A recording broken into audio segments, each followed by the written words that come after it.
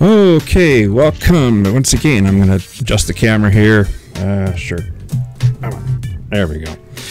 Welcome once again to Legion Norwegian Diversion. I am your host, the Supreme Reverend Dr. Randy Tyson, and this is episode 230.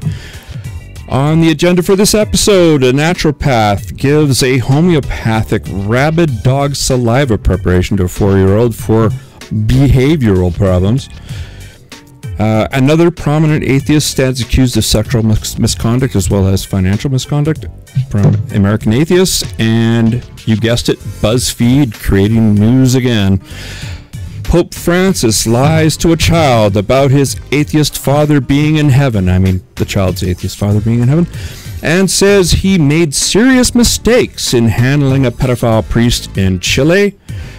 Students who disrupted an alumni event at Duke University claim that punishing them for their actions of disrupting said event would harm their mental health. And we ask, who cares? Anyway, welcome once again to the Legion of Reason Diversion. As I've said, I'm your host, the Supreme Irreverend Dr. Randy Tyson. I'm, as usual, joined by my two, excuse the sexism, charming co-hosts, Twyla and Christine. Thank you, Randy. Yes. You're very lovely. Yes, thank you very much. I have a sexist question to ask you shortly, but sure. We'll leave that for a moment. Because I'm trying to find us on YouTube so I can monitor the calls. Oh. I'm trying to kind of understand how there's sexism in this, but anyway. Hang on. Sure. We're streaming live right now on YouTube. I don't know what the actual... I can get the stream. And if you're not watching on YouTube or Facebook Live, why aren't you? Because you can actually get involved in the program. We're going to open up the phone lines later, and maybe somebody will actually take advantage of that. That'd be cool. Hint. We are. If you wouldn't mind trying to send me the link, if you can find it on YouTube, then I'll be able to monitor. Yeah. Where is the actual? Well, Beej is on there. Hi, Beej. Hello, Beej. She's on there. Let's see. I can't figure out how to get this. Here's this. Add stream info. I don't know. Just send me the link and it'll probably work. Well, no, I can't send you a link. That's the problem. On Skype? On anything, because I don't know what the link is. Oh, okay. Somebody knows what the link is, because I just streamed to it. I don't know what the link is. It's just something the software is set up to do. And by the way, I am drinking a scotch that has been recommended by our gay correspondent, Shane. This is Jura, unsmoked. Whoops! Oh shit! I'm spilling it all over the place. Yeah, it's an unsmoked one. It's very nice. It's very smooth. He's right, as usual. He has very good taste. Thank you, Shane. Anyway, how's everybody this evening? I'm fine. I have a question for you. Another one? Can I answer this one? Is it sexist? How many cats? How many cats now? Yeah, I was afraid you're going to ask something like that. Yeah, 12 cats. You're going to have to call them crazy cat people cats. from now on in the future. Yeah, see, here's the story. Okay, Rhonda, unbeknownst to me, put a down payment on a polydactyl cat, very cute white cat with bicolor eyes. That's very, very cute. And she thought I'd be upset, that I'd be mad. And she's wrong. But, okay, I'm not going to let her know that because I want a bass guitar. So. It's only fair then. I mean. Well, that's what I think. That? A lot more than the guitar. See? A lot more than the guitar. But I see a good bargaining chip there. Yeah, well, okay. Let's just put a pin in that. Okay, so I did get my bass guitar. I got a Yamaha. A very nice guitar. I love this thing. It's fun to play. And until I sliced my finger yesterday. That was fun. With an X-Acto knife, I was cutting a straight line along a ruler, and my finger just happened to be slightly in the way. And yeah, there's not even a skin flap. I went right through.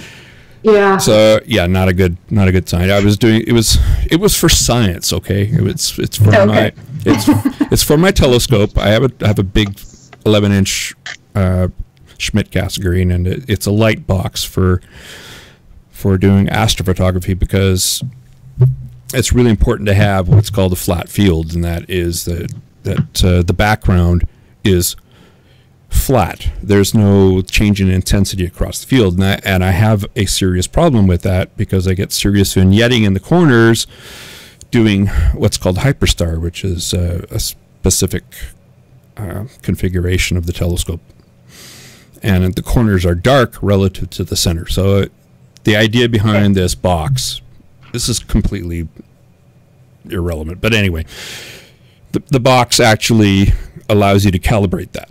Okay, so I haven't had the telescope out in a month and a half, because when I got the new camera, well, between that but just because I could not correct for that vignetting. Anyway, I made the box. It's made. So part of me is in it, literally. Beside the point. I was going there with that was the one cat. And then she went and picked up the cat, and Rhonda was upset that nobody wanted the little black polydactyl cat. Really? So instead of coming back with one cat, she came back with two. So we have two little kittens, brother and sister, and they're upstairs, and they're very happily, integrated into the family. So 12? So 12 cats now. Yeah. Oh my goodness. Yep. That's the story. 12. I can't even imagine. Neither can I. I think I would die walking by your house. Yeah, you would probably blow up. I'm glad I'm not. I'm allergic to rats, but not cats.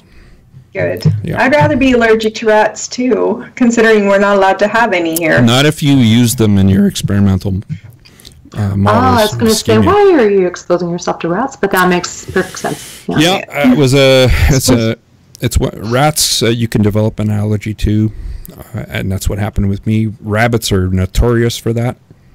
Oh yeah, I'm allergic to rats. I know someone else too. Yeah. That's worse than cats even. Oh, it's a terrible allergy. I mean, especially funny thing was, I got very allergic to them, and my allergy waned. It went away.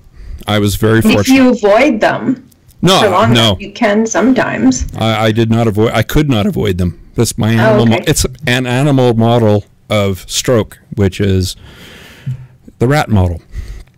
So I really didn't have a choice. That's my PhD. Did you use antihistamines a lot? No, I didn't.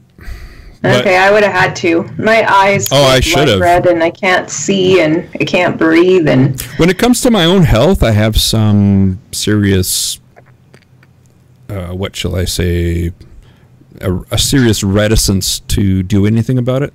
But if you couldn't breathe, you'd have to. I couldn't. I couldn't do anything because I was sneezing literally like bang, bang, bang, bang, that fast. But if your throat closes up, you want to know. Yeah, no, that didn't happen to me. I didn't go anaphylactic or anything like that. But I had a terrible. If a rat scratches me today, that I'll still get a pretty good rash. But I don't work with animals anymore. That is no longer the case, and good, because they're a real pain. I just do development, which is fine. I don't mind that. Anyway, enough about me. How about this weather? All of a sudden, it's spring. Have you noticed? It's actually spring. Windy.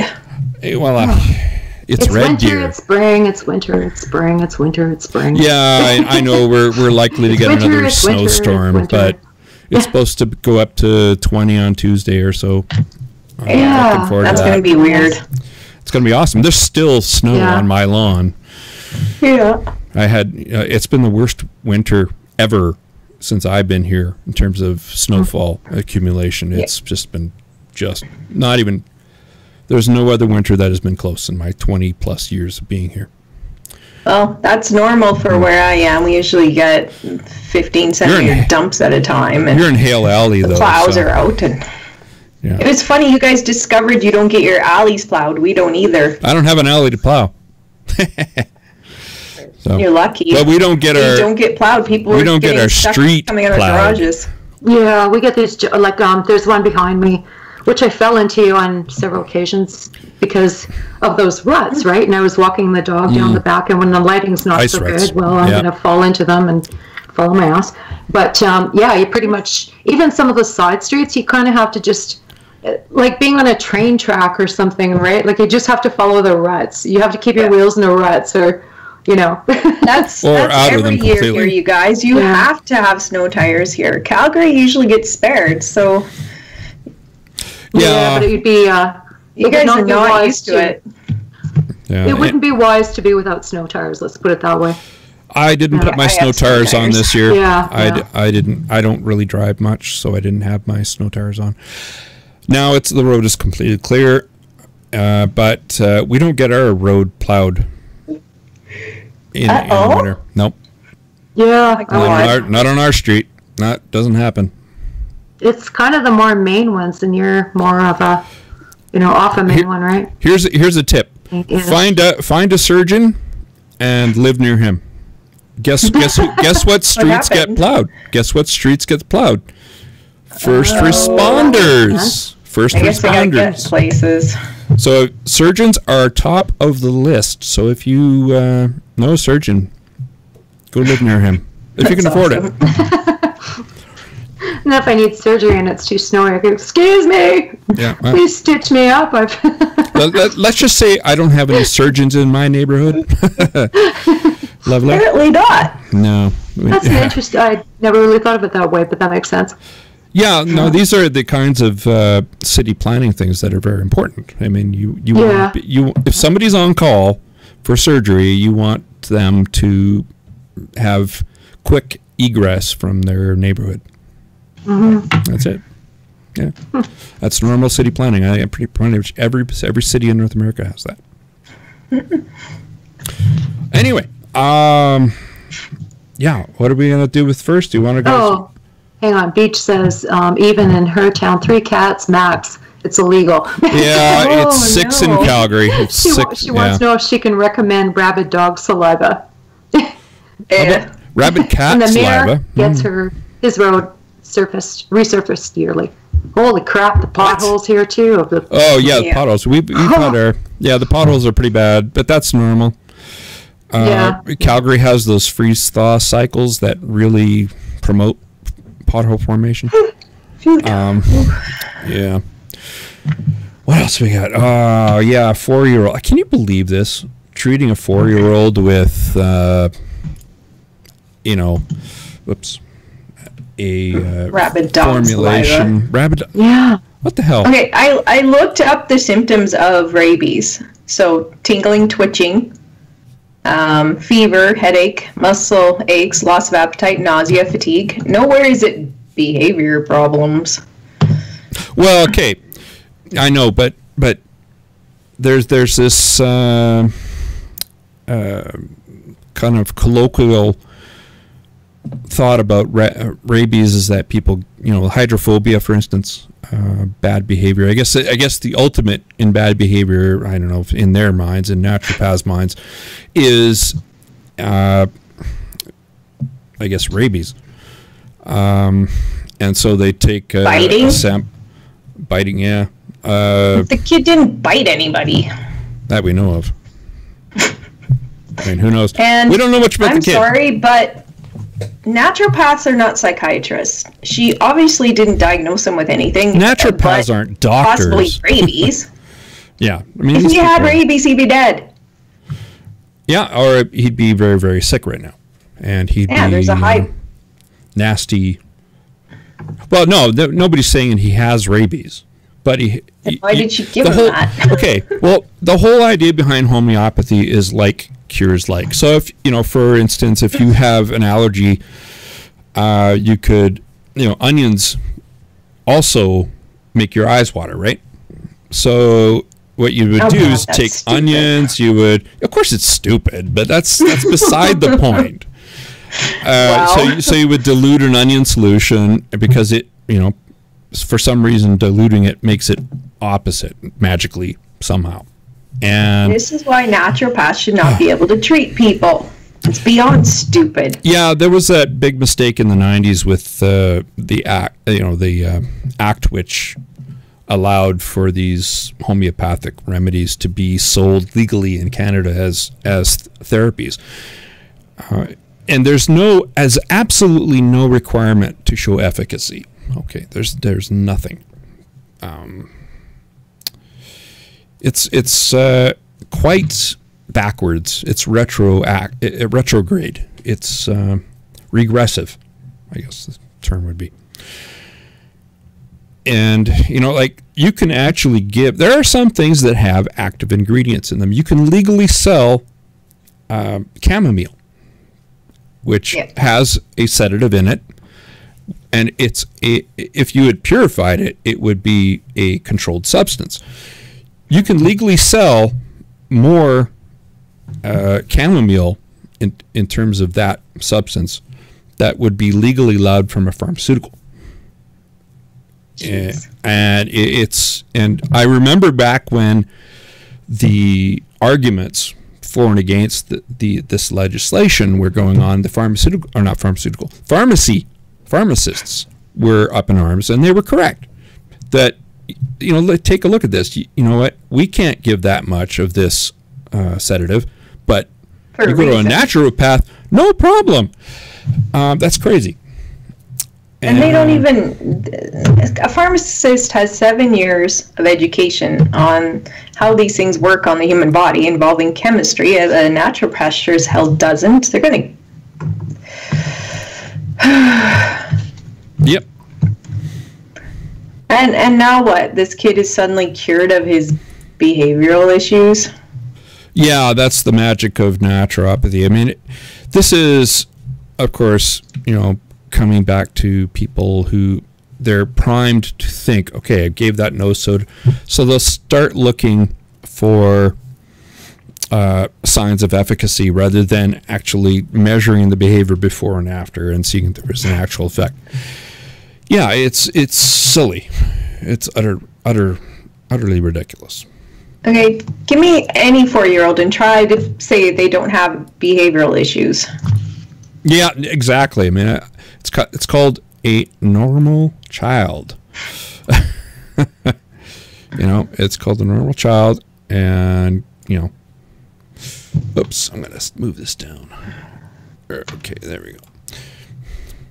Having issues with the Skype. It's a big pain in the ass.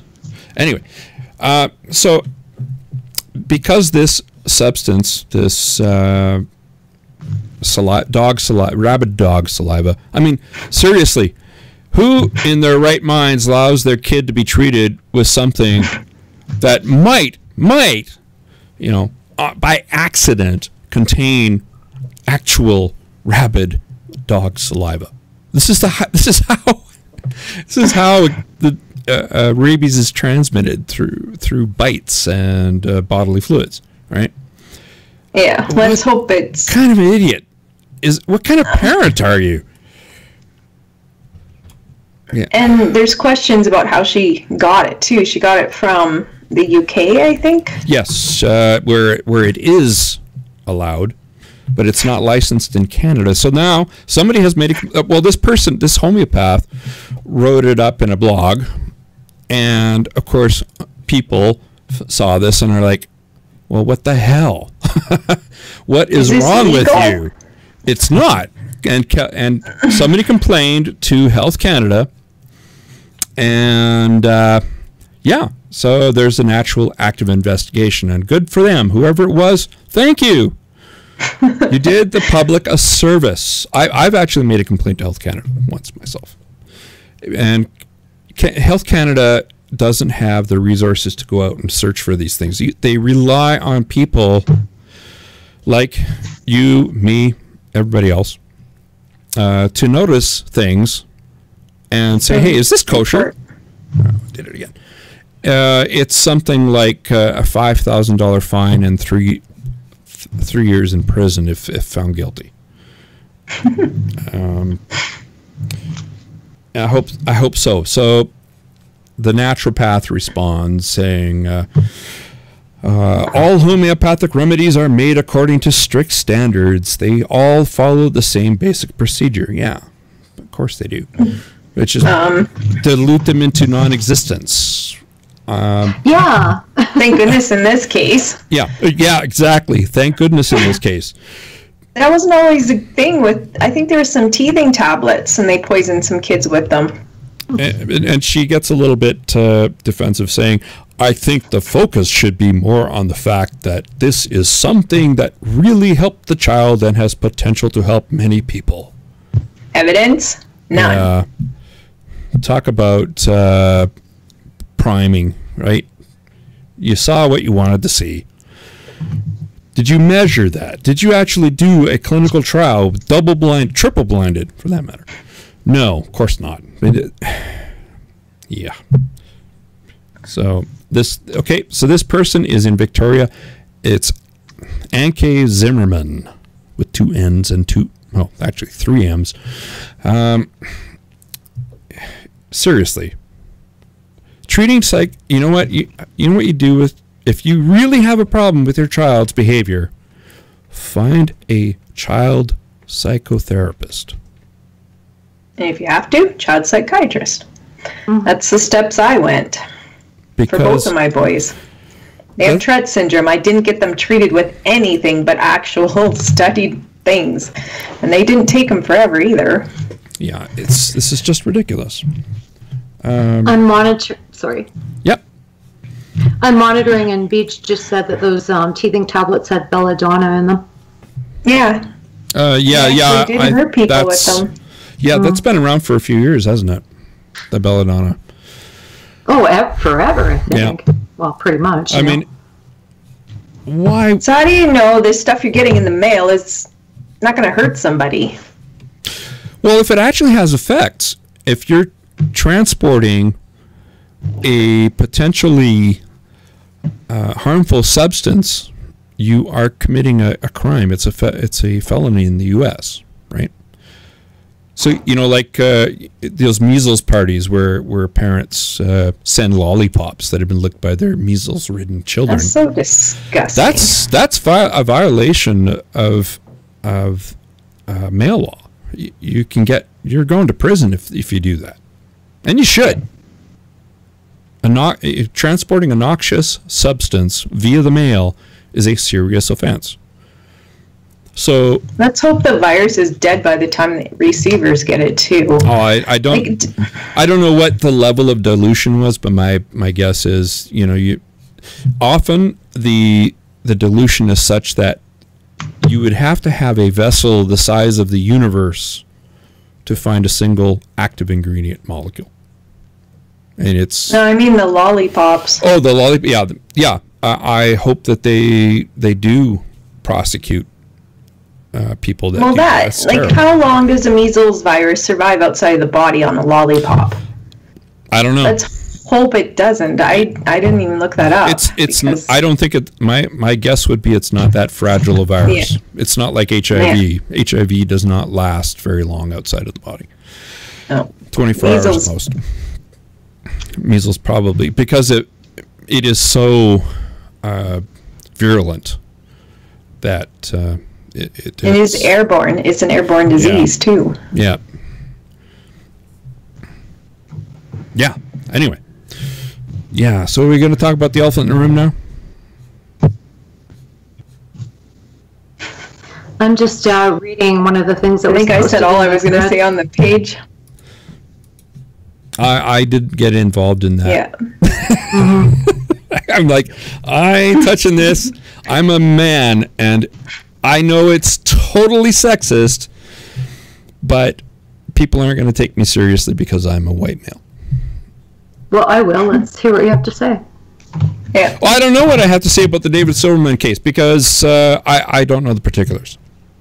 Yeah, that's just it. Huh? So I am not going to say anything, but we know that now people keep saying that David Silverman was fired. He's not fired. They're just not renewing his contract. That's not the same thing. And it wasn't for that. It was because of a conflict of interest. Right. Is what Beth said. We can say something about Buzzfeed, which totally contradicts what Beth Presswood said on the Facebook page. Buzzfeed is a rag. No one goes to Buzzfeed for their news, and nor should they. Well, I don't necessarily know about all of the articles because I haven't, read every single one. Of course so there may very well be good journalistic pieces. No, no. But these ones are not. These are hit pieces. Like, I'm sorry. Can you imagine Hitchens producing something like this? I've said it before. This is not journalism. And if this is what passes for journalism nowadays, we're doomed. And it didn't. No other entity picked up the story, made interviews, made their own reporting out of it. They just mentioned, this article says this. Nobody else picked it up. Yeah, that's the same author. Yeah. Nobody else made a story of it. Exactly. They're really skirting the line between reporting on the news and making the news, which one is what they should do and one is not. And BuzzFeed started out as clickbait. It still is clickbait. They were like, this quiz and that. They were just pure junk. Mm-hmm. Now they're saying they might get some, or do have some copy editors. But the thing is, did they lay everybody off and hire real journalists? I don't think so. No, I think they just started a separate branch. It's not to say that I don't believe that there are good journalistic pieces by, BuzzFeed, and there are good journalists on there. Like I said, I just haven't, So I'm willing to take, I'm willing to take that on board. But what I've been reading here is just simply not journalism, Yeah, I mean, there might be nuggets in there, but they're not a reliable source. Like I said, I guess I set the bar at, Christopher Hitchens' style of reporting where he referenced things. He did, very in-depth investigations, and I just don't think he would have given this a pass. I just don't. And my motto is always, what would Hitch do, right? So, well, very often it is, and in this particular circumstance, I just can't.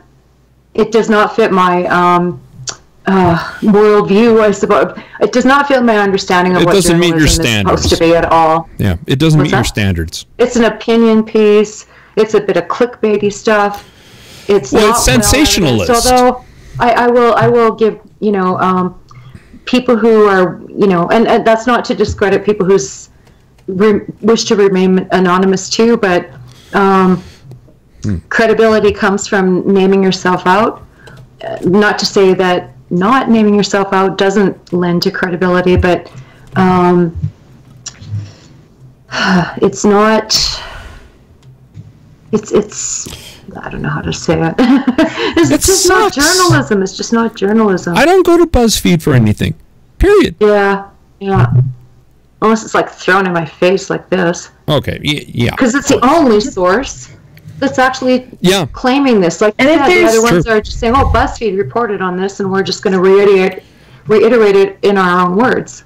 I like corroborating sources. I don't like one source. Mm-hmm. Well, that's a very common thing. Like, things go out on the wire, and every news, it go out on the news service wire, and every individual, like whether it's BuzzFeed, CNN, whatever, they choose what they take from it, but they're still getting it from a single source, and that's really bothersome. Like the Sun, Calgary Sun gets the same stuff as the Calgary Herald does over the newswire. There's no real, no independent source. They both get it from the same source. Mm-hmm. Every single time? I don't think so. Yeah, pretty much. They almost, if you look at the way things are done, if you go to different sources, you'll see the same words. Like it's almost. Did you see that really bizarre compilation of I forget what station, but they were all saying, like, as though it was a local thing. And they did this whole compilation of people saying exactly the same things off their readers. Mm-hmm. That was bizarre. Yeah.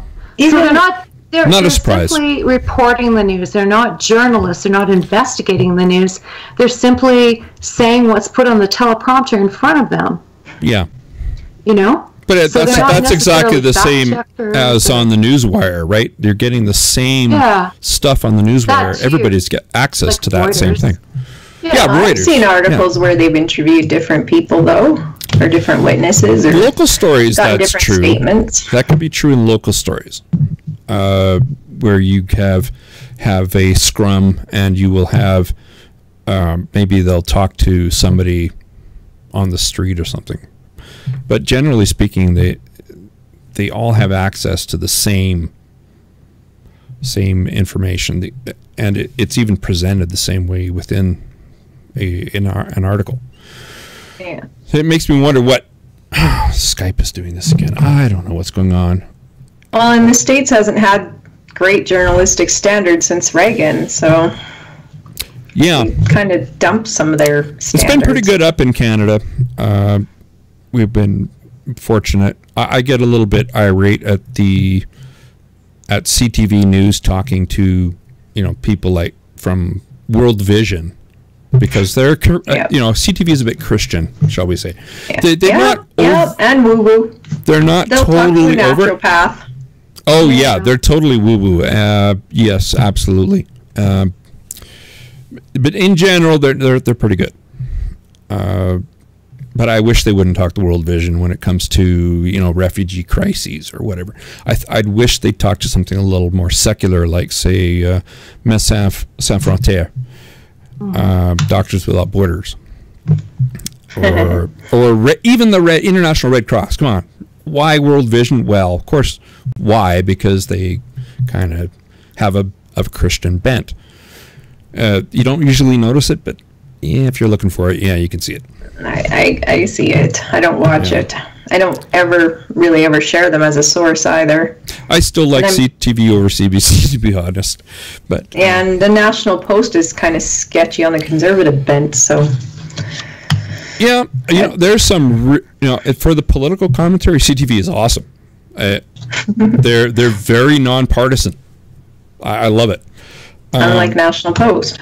Yeah, I can't say because I don't go to the National Post. They're terrible. I kind of think of the guy's name. He's an older guy, wears glasses on CTV Newsnet. He talks about Canadian politics, and he's just awesome.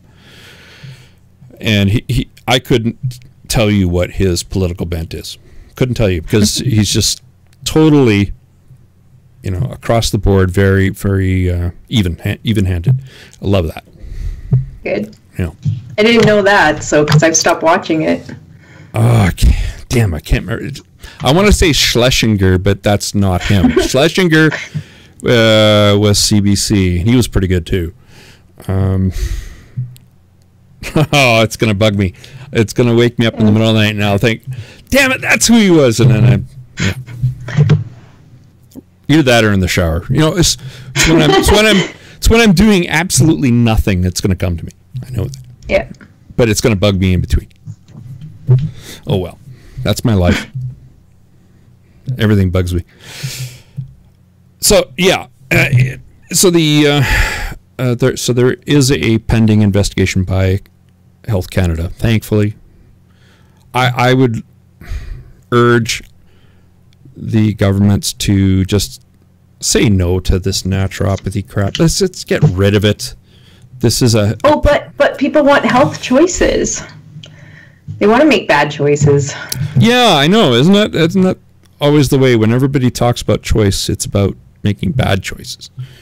The thing is, the way it's marketed, how the heck do you know unless you're educated in the topic? And most people aren't. True. There's also a problem of where do we draw the line in terms of what choices we make available.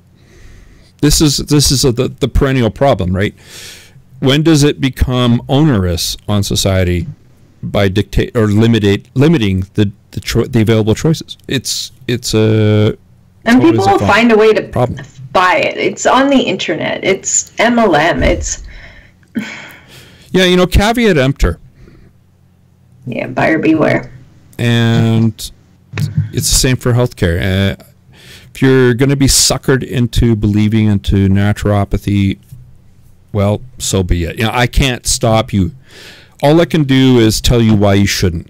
That's it. That's all I can do. I strongly should suggest that they take their children to a real doctor. Now children is a different matter because they're not making a choice for themselves. That's different. Well, that's where parental responsibility as opposed to parental rights intersects with this whole screw parental nonsense, rights. Right? Parents aren't owners. They are not owners of children. They are the custodians of children. There's a difference. Exactly. Yeah. And they have an obligation to there's a standard of care. Best possible health care and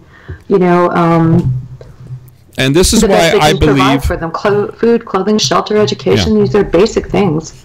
Yeah, this is why I believe there should be no exemptions other than medical ones for receiving vaccinations. Vaccines, yeah. It's not about parental rights. Parental rights is code for ownership, and I'm not interested in that. Yeah, and like I'm sure I've said many times, it wasn't presented to me as a parental right when I was a kid growing up. It was always understood, I think, among most of us that it was your social responsibility. It wasn't about you. Yeah, it was about protecting those around you. And it still is. As well as about you too. Obviously, we're little kids getting vaccinated, but I am vaccinated up the yin yang, and I right to the hilt. But you are now, right? I did as an adult because I had to do some practicums, and I had to get caught up. Yeah, okay. Thank goodness. I've got stuff you would not. Yeah, I'm vaccinated for stuff that doesn't even exist here. So, but that's because I was someplace else. You can just go to your family physician; they'll catch you up. Mm-hmm. Yeah. In fact, every time I go visit the physician, I'm like, "Am I behind on any vaccines?" And they've got, kind of a record of what I need at what age. And MMR is free in Alberta. MMR is free. Yeah. You can get MMR. I highly recommend that. Tetanus is actually diphtheria. I'm kind of good for tetanus. I have diphtheria, but it's only good for a couple of years. So, but I've got yellow fever. What else have I got? Got a bunch. I got the hepatitis one for traveling. Yeah, I've got hepatitis as well. Hep A, I think it's Hep A. Hep A and B, I think. And B, that's right. Yeah, that's right. And it's like a 3-process shot? No, $500 each. I thought it was a series of 3. I could be wrong. They recommend 3. Okay. I've only had the one. That was what was recommended, and Rhonda has to get 2, but that's only because she is in nursing school. Oh, okay. So you only need the one. It's $150 for Twinrex. I got 2. Now that you say Twinrex, I think I got 2 too. I'm quite sure we do. And I got, the they told me one fiance at the time and the daughter at the same time, right? It's like everybody's going to get these shots. God damn it. Yeah. We were traveling before we got Twinrex, and we realized why didn't we do this before? Yeah. Don't take a risk. Get yourself vaccinated especially if you're traveling. Hepatitis B can kill your liver with liver cancer. So you don't want to go for a lung liver transplant. Is it lung with the liver or no? That's lung heart. Liver, I guess. Yeah. Just make sure you have a close relative at hand. And hepatitis will be pure misery for a while too. Hepatitis is not good. It's very bad. It completely. Yeah, it's not a good thing. You don't want to turn yellow. Anyway, what else we got? The Pope. The Pope. Yeah, lots of Pope stories. Pope telling that poor kid. Okay, there's so many things that are wrong with this. I couldn't even. I had a hard time reading it. Yeah, I'm going to bring it up here. Chrome browser window. All right. Poor kid. This is from the Catholic Herald. I actually am a follower on Twitter. Is my dad in heaven? Little boy asks Pope. Oh boy. Okay, now Pope is lying to this kid. Give me a break. I'm the Pope. This is not catechism, okay? We atheists are going to hell. We're going to hell. Okay.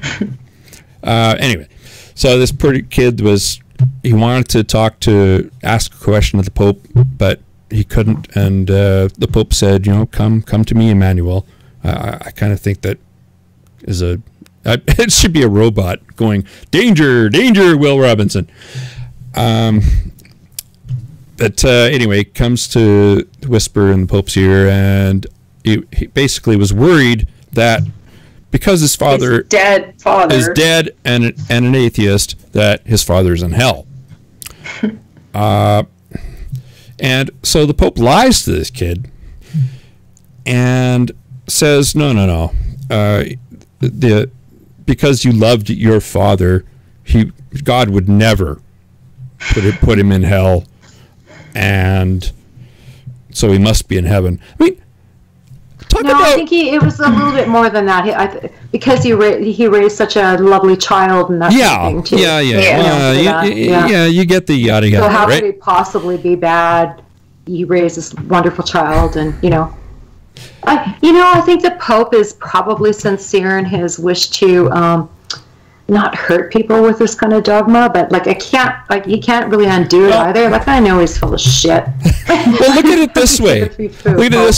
At least he handled that one child, and no, I don't agree. He handled it well at all. Thousands or tens of thousands that go to bed thinking this every freaking night about an atheist parent. And then he's going to go to church and hear the complete opposite thing. I don't believe the Pope handled this well at all. The problem is the Pope couldn't win. Okay, he's already in a position he cannot win. Not. Right? Yeah. Because the church created the terror in this child. Yeah. Okay. Now he's taking it away, and everybody says, "Oh, what a wonderful thing!" Like, fuck off. Yeah, he's going to go to church on a Sunday and hear, your dad's in. The church created the whole thing to begin with this child by terrorizing him. I've got no respect for the Pope for this. You know how they eliminated purgatory? Maybe this is toward eliminating They're going to eliminate hell? Yeah, all of a sudden, poof, hell's gone. Purgatory was meant to scare the shit out of parents who hadn't had their kids baptized. So why should little kids be upset when they're, let's get rid of this concept. Yeah, I love it. Social justice within the Catholic Church. Yeah, I don't think purgatory was a thing. It was. Right? Well, no, it was not a thing. They kind of denounced it, right? It was a belief. It wasn't a thing. It wasn't real. Well, come on. If you were to believe that shit, it was a thing. Well, neither is heaven or hell. They aren't things either, but they're still harping on it. I'm just not gonna pat the Pope on the back for any of this. I'm sorry. I'm not going to pat him on the back for this. I'm not going to smack him on the ass either. You know what I mean? I'm just going to. Yeah. He kind of sexual abuse too. You created the problem, and you. Ribs. He invented the problem. He didn't create the problem. He invented the problem. I mean, he doesn't think so. No, he doesn't think so. But come on, buck stops with the Pope, right? Yeah. And now he backtracks. He's the Pope. He gave the cure to a disease that basically, not him personally, but his office sure invented it. Sure, yeah. And I'm not going to clap him on the back and say congratulations. No, but like I said, I'm not going to kick him in the ass either, right? Because I'm pulling up a chair, getting the popcorn, and watching what he does next. Okay. Sure. Let's just see what you do with this. I'm not. Let's just say the history of the church is not, isn't a positive one on this kind of thing. No, I totally agree with you there too. But this one individual man, in a moment of humanity, helped a little boy. In other words, I said, I mean, how many tens of thousands of children are terrified every freaking day by this thought? Went against everything he teaches. And what did he also say? That an atheist will be in heaven, whereas a that one was taken out of context. It's taken out of context. But he knows. I think in that moment he knew. Oh my God, this is a problem. Yeah, of course he did whatever. Of and to fix it, what do? Well, you do what you suggested. Well, no, that's a temporary Band-Aid. He does what Chris suggests. Oh, you're right. You know what? I don't think God would do that. Mm-hmm. Which, of course, tells you that God is made up, right? Well, of course, all of it. He knows. On some level, he knows. Said, your father's going to hell. You better repent for his sins and be that much more of a better, that's what they say in church. Gosh. Yeah, absolutely. So here's this, one man who's trying to kind of buck the system. I don't know that he's even in his element a lot of times, Well, he knows. He knows it's wrong. Better than his role and the bullshit that he has to support in a sense. He knows it's false. I think at that moment he realized, oh shit, we have a problem here. And I think he knows it's false. No. You're saying it's false in the sense that it's anti-biblical, because it's just, you and I, we all know there's no such thing as hell. But he in a sense also spoke truth to that child. Like, yeah, don't worry about it. You're really twisting the truth there. Well, so is the Pope. From our perspective, he's right. He's not in hell. We know, you and I, we know he's not in hell. Okay, that's easy. Yeah, we agree on that point. I'm not. Oh, bloody hell! I'm fucking defending the Pope here. What? I know, and I'm just laughing at you for doing it. This is funny. I love it when you play devil's advocate with the Pope. That's hilarious. Fighting with the Pope. Pope's advocate. No, but like I said, I don't have a. Well, goddamn, I lost a goddamn bottle of JW Black. Yes, you did. Yes, you did. For we consumed that. So. Yeah. No, well, that was Catholicism, but potato. I'm going to say he exhibited sensitivity and humanity, and he does. But look what he had to do. Look what he had to do. That one child, there's 10,000, 100,000 kids that are going to bed terrified every fucking night, right? And that's totally unacceptable. And look what he had to do. In public. To display his humanity, he had to lie. He had to go against the church's teachings for centuries. Yeah. Look what he had to do. Isn't that? Yeah, but in a secular sense, he has such cognitive bias. I mean, or a cognitive dissonance going on. He can't get rid of that migraine. No way. He on the side of being reality based or not. If he's lying about the church's beliefs, then he's on the spectrum more towards the side of reality, don't you think? Yeah, I would. Yeah, lying about the church, but he's telling kind of the truth about. Catholicism might be a little bit of bullshit, sweet little boy, and don't worry, your dad's going to be fine. He was a good man, right? Like, I'll kind of take it, right? Yeah, he said he had tens of thousands of. Oh, I want to push the point with him, though. I want to push it. A bit better at night. I want to push it so that he's in a corner with this. I mean, if anybody pushes this, he's got to admit, oh crap, you know what? There's something wrong here. That we're teaching something wrong. Is that this guy had his kid baptized, so he's not all bad. Yeah. That too. He said that he wasn't a believer, but he had his children baptized, so he had a good heart. Well, apparently not, because he's dead. Probably died of a heart attack. The mom didn't have him baptized against his wishes. Well, no. I don't know how old the kid was, but he probably let his wife do it. Looked pretty young to me, and I'm sorry, anything under 16 being baptized, it is against your will. You're a child. You're a minor. Yeah, absolutely. Right? Well, okay, if Rhonda was Catholic and she demanded that our child be baptized, not that we have any children. You have 12. I mean, I'm sorry. This is not a hill I'm going to die on, right? I'm not going to die on this hill. It's not a hill I'm going to die on. Okay, I think I would be. I'd be arguing it if I had a partner who had. It's water. It's like It's not going to melt the kid. I know, but well, I did tell you the ex-husband had a Catholic girlfriend there for a while, and she was tripping out my kid about how she should be baptized and that kind of thing, right? And he, even though things were really, really bad at that point in our, in time in terms of communication and all that kind of stuff, he phoned me up and he said, "Look, I know what you're hearing," because Kara was coming home saying, if I don't get baptized, I'll go to hell. And of course, I'm like, "No, you won't. Don't worry." Blah, blah, blah. Crap. I want to get baptized. I'm like, I will be happy to support you if you want to be baptized when you're 16. But until then, I'm afraid that would make me a hypocrite. And so I can't stand by you until you've learned about the other religions and that kind of thing. Just don't die in the meantime. And so, pardon me? Just don't die in the meantime. Yeah. Otherwise, you're going to hell. Ray actually, had the decency to call me up and said, "Look, I know what you're thinking, and it's not going to happen. Don't worry." Right? Mm-hmm. So, yeah. No, I would have had to say I would have had objections to baptizing Kara until she's, like I said, till 16. Yeah, then it's her choice. Is it really a hill worth dying on? I don't know. No, look, I'm not going to, give up a marriage or something like that for something that's like what that, I mean, right? But it would piss me off. I wouldn't be happy. It would feel very disrespectful to me. Let's put it that way. Yeah, but then it works both ways, right? Yes, yeah.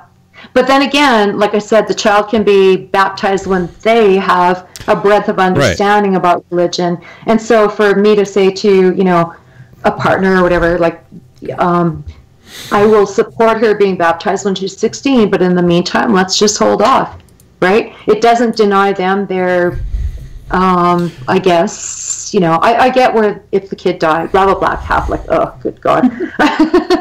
But, no, it's too much. It's too much for me, I think. It would be a thing. Yeah, it may be a thing, but it would, it's context, right? Just, what's the situation? The funny thing is I did the same thing to my kid when he wanted a tattoo, and I said, you'll get my... They're going to hell if you don't get a tattoo? No. You can't get a tattoo without your parents' permission until you're 18. Oh, yeah. So I just said, well, wait till you're 18 and see what you want at that time. And yeah, he got a totally different tattoo, a much better one, I must say. So I made him wait. Mm-hmm. And I said, nice. I'm guessing nobody in Red Deer has their own tattooed guns, so they don't experiment on each other. That's a good thing. Yeah, probably. Uh-huh. Yeah. I don't know. He only has the one now still, so... It's a tribal tattoo, whereas before he wanted some goofy thing. I don't even remember what. Okay. Yeah, so. You know how it is with kids. They'll change their minds in a second. And I knew he would. I'm like, are you sure you don't like this when you're 18? I didn't say that, but... wait till you're 60, and then you can be like a Mad magazine back cover and fold it. Did you see I stole your logo to make Kara and I mother and daughter tattoos? No. Randy? It's only 3 out of 4, though.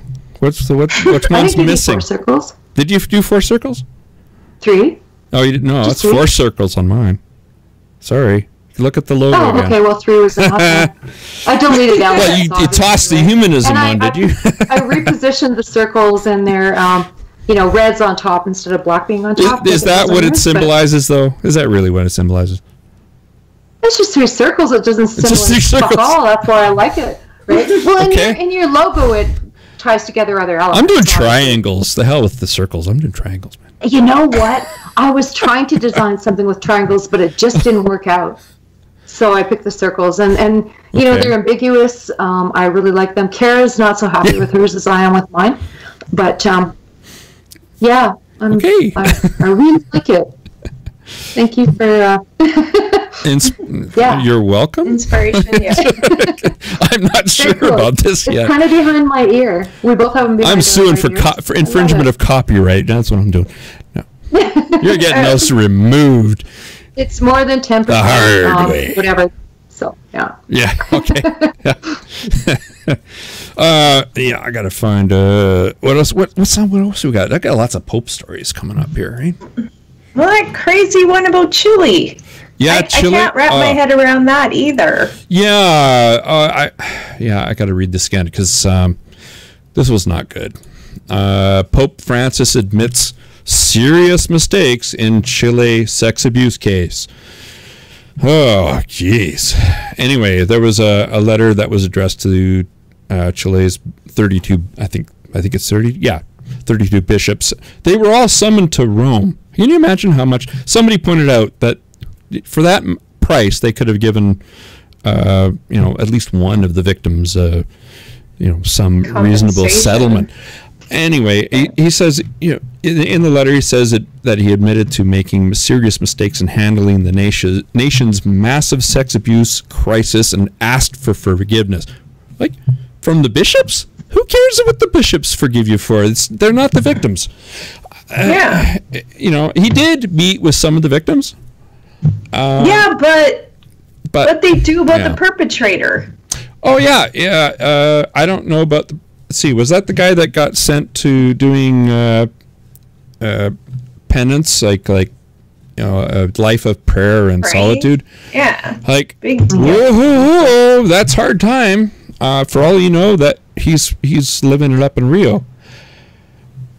Still molesting kids. Why? Honestly, why wasn't the Chilean legal authorities? Why aren't they handling this? I do not understand this. There's no mention of that in this article in the Catholic News Agency. It's, oh my God. Anyway, so there's a big, massive scandal going on there. I mean, like, where isn't it? Basically, Antarctica is the only place where, there isn't a Catholic scandal. The penguins apparently haven't been converted yet. Let's see. The penguins are molestation free. Yes, they are not molested by priests. What did I write? I'm gonna go back to the Facebook page because I wrote a whole blurb about this. Anyway. And while you do that, I'm going to put some pressure on Beach to call us. Yeah. By the way, the phone number is up, and you can call in at 1-587-288-1067. That is toll free, and the phone lines are open as they've been for since about 1 o'clock. I got to find that Facebook page thing because come on, slow. Oh, I love the last story. We're going to have fun with that one. I'm stepping away very briefly. Sure, go ahead. And Iceland, by the way, is banning circumcision. And interestingly enough, the Catholics are also up in arms about that because, religious freedom. Mutilating your kid is not unnecessarily. Is not religious freedom. Sorry, guys. Stop it. Yeah. That is. They just need a medical reason now, which isn't a lot of people. Okay, where is it? Oh, yeah. There's another article. I love this one. The Pope says, "Beware of false prophets." Oh wow! Out of the mouths of babes.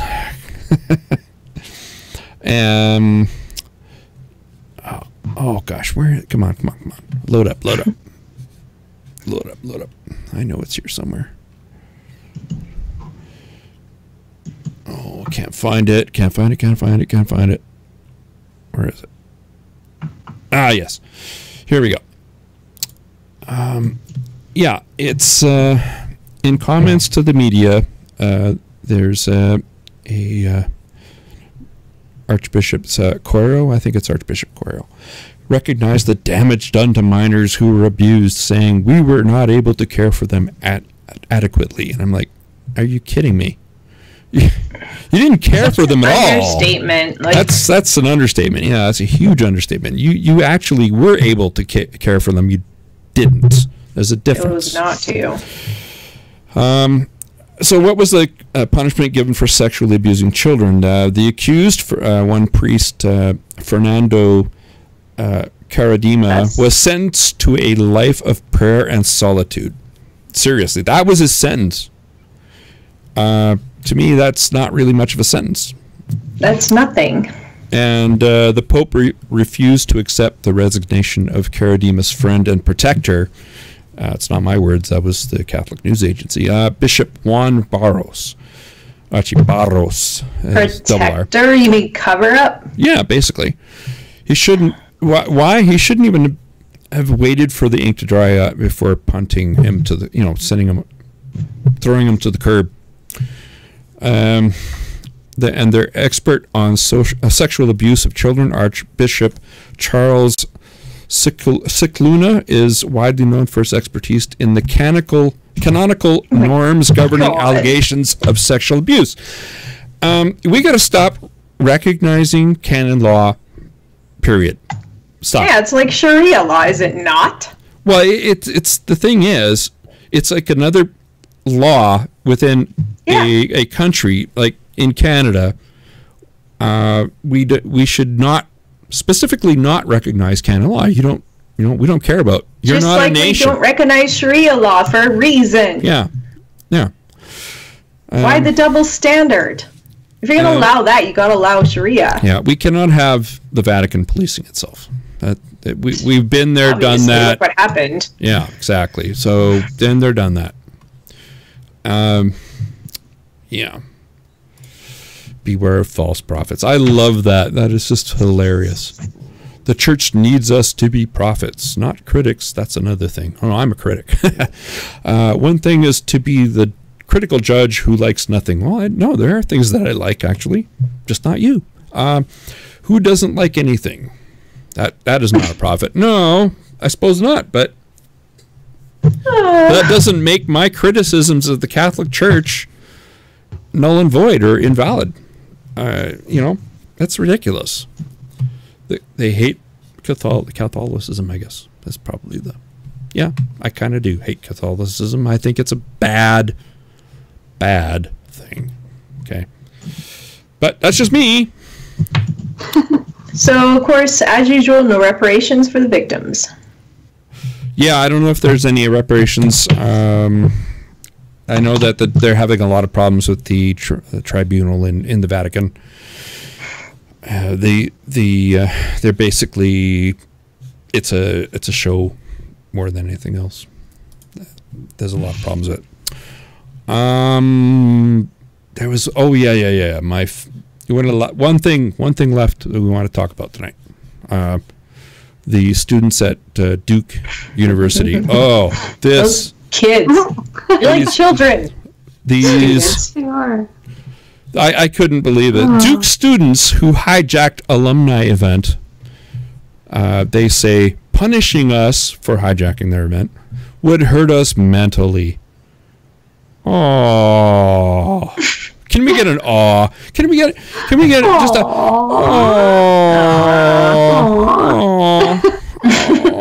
yeah, whatever.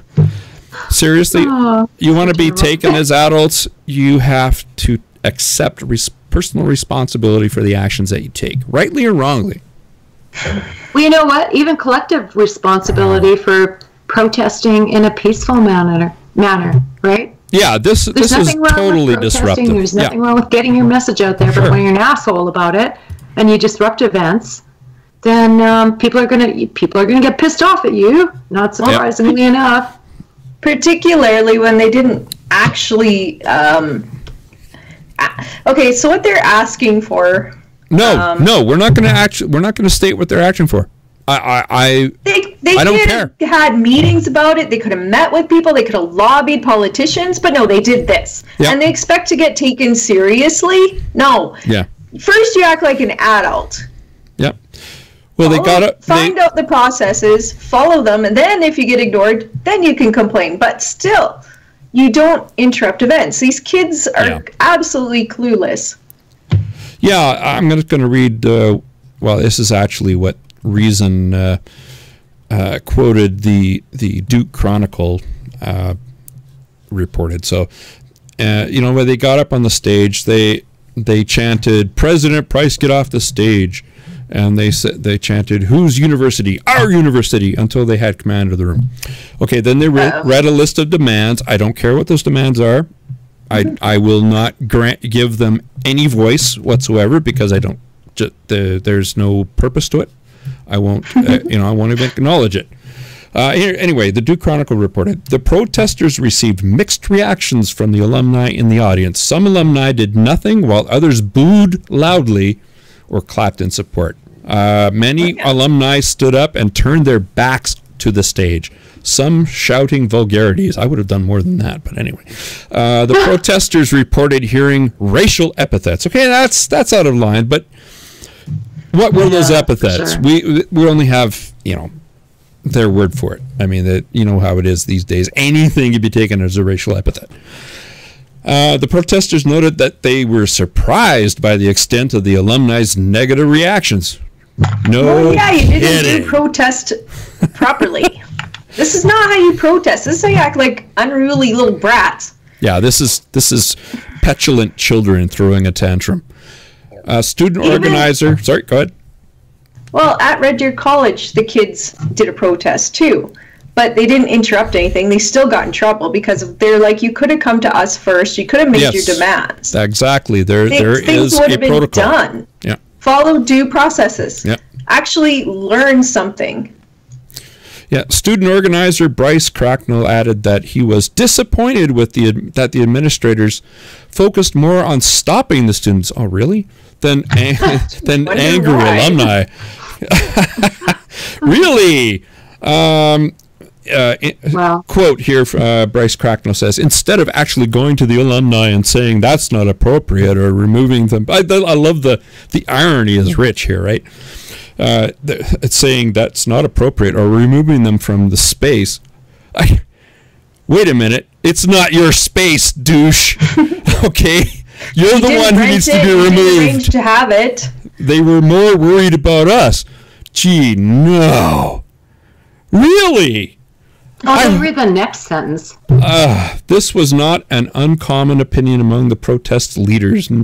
Nutsalilo expressed disappointment that the adults, I love this, whose job it is to care for us.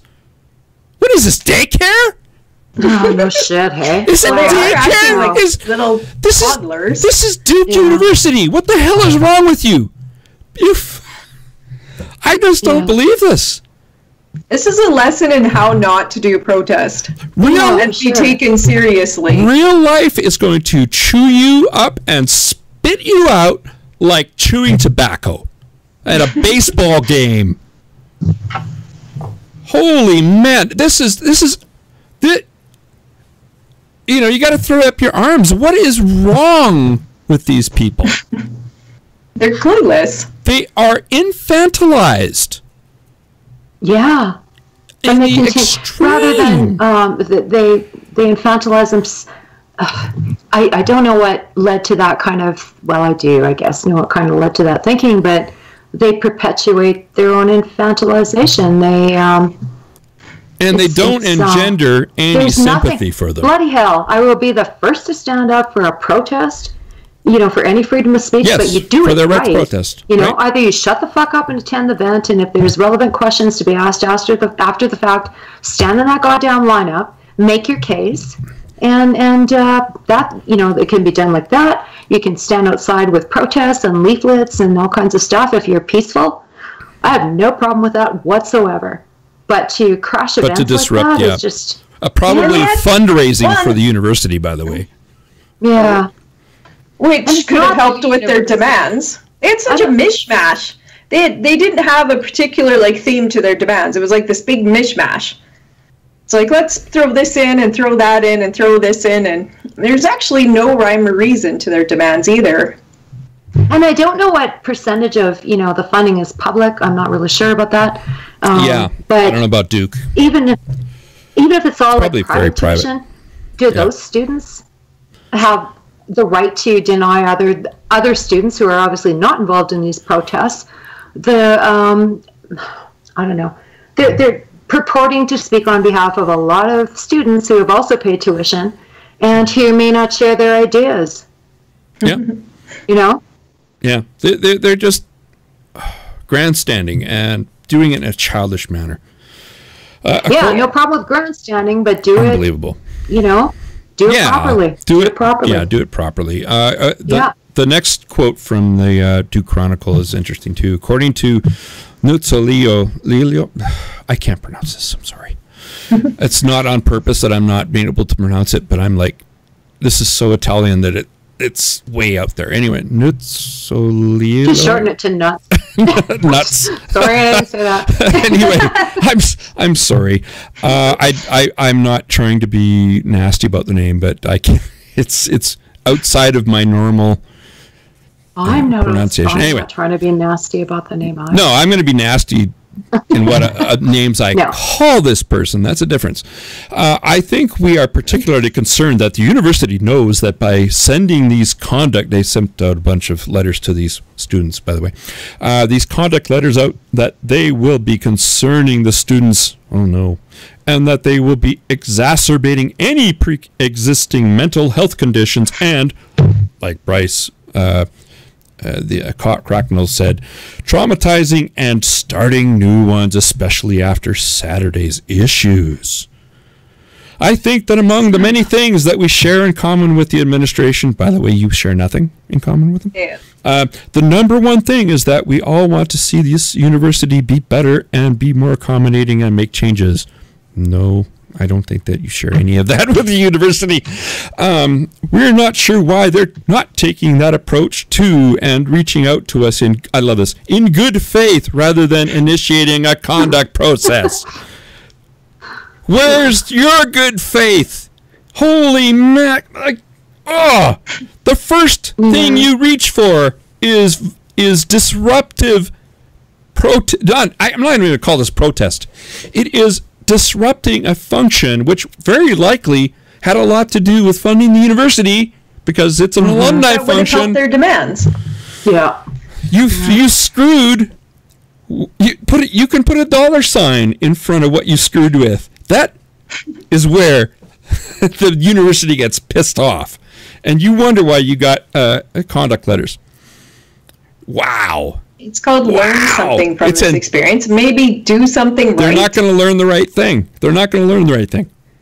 They've shown this. They've shown that they're not going to learn the right thing. They're surprised at the university's response. Unbelievable. Well, it depends on the university, and some universities. Yeah, I agree. You know what? Taking a stand, like University of Chicago. It's like, no safe spaces here. Yeah, I agree with you that.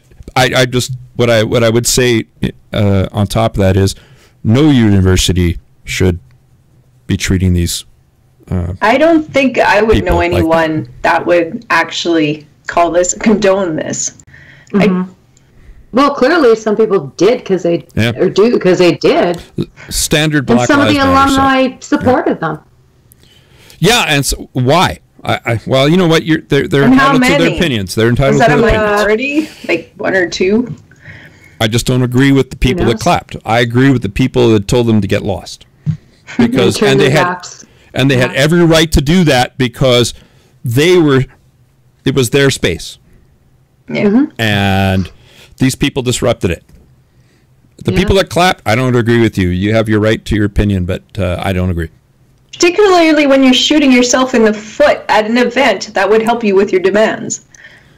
And well, I didn't even know if I agree with your opinion or not, because you made bloody asses of yourself instead of, I don't care what proper message. And that's the point. That's why I'm not allowing anybody to talk about their demands, because they have... In particular. Well, they have... Okay, there's like $15 per hour minimum wage on campus or something. It's reasonable to me. But, you just gave away suggest it. Then canvas for it. Thanks a lot. No, I lobby for it. Yeah. Or even protest that event by standing politely outside and handing out leaflets and signs. And, what they did, they completely removed any expectation that anybody should listen to them. That's the thing. Yeah. And like I said, it was such a mishmash, like this and that, and then we should do this. It was like, can we focus on maybe this first and then that? It's an unbelievable. Instead, they want to change the whole thing. Yeah, well, I love the assumption that, we're in agreement at the university. No, they're not. Give me a break. That's pretty presumptuous. And these little little pieces of crap are so entitled. They're just so entitled. I wanted to say, I guess that begs the question too, right? Like, are we old fuddy-duddies?